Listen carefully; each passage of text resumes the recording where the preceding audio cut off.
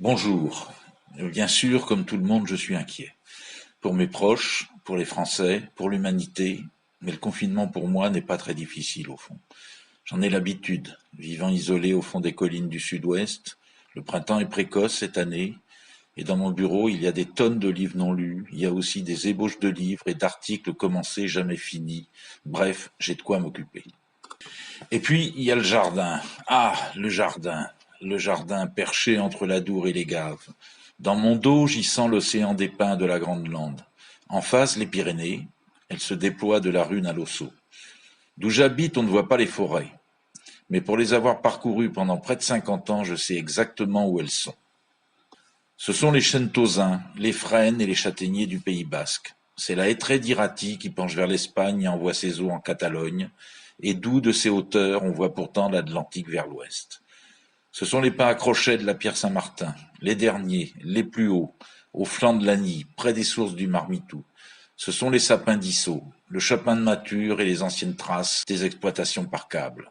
Alors, de mon jardin, je me souviens des hommes et des femmes rencontrés dans ces forêts. Je les vois presque. Ce sont les forestiers de l'ONF en martelage. Feuillard, 45, puis les 2 coups secs du marteau. Sapin, 60, et encore 2 coups secs. À quoi pense un forestier quand il décide de marquer un arbre à couper? Ce sont les exploitants chargeant leurs grumiers sur les places de dépôt, les ramasseurs de champignons furtifs et taiseux. Un coin à girolles, ça se dit pas, bien sûr. C'est la naturaliste, toute heureuse de montrer ses photos de l'ours et de ses petits rencontrés la veille. Ce sont les familles de randonneurs peinant dans les raidillons, les enfants traînant la patte et les parents les motivant à coups de bobards reculés. Allez les gamins, encore un petit effort. Vous allez voir comme c'est beau en haut. Et d'ailleurs, on est déjà presque arrivé. Oui, je suis de tout cela. Je fais partie des forêts de France, au moins parfois, au moins en rêve. D'ailleurs, peut-on être vraiment humain sans aimer les forêts, sans sentir que là se trouvent les portes et les chemins qui nous relient à la vie, à la terre, à notre vraie nature et aux autres?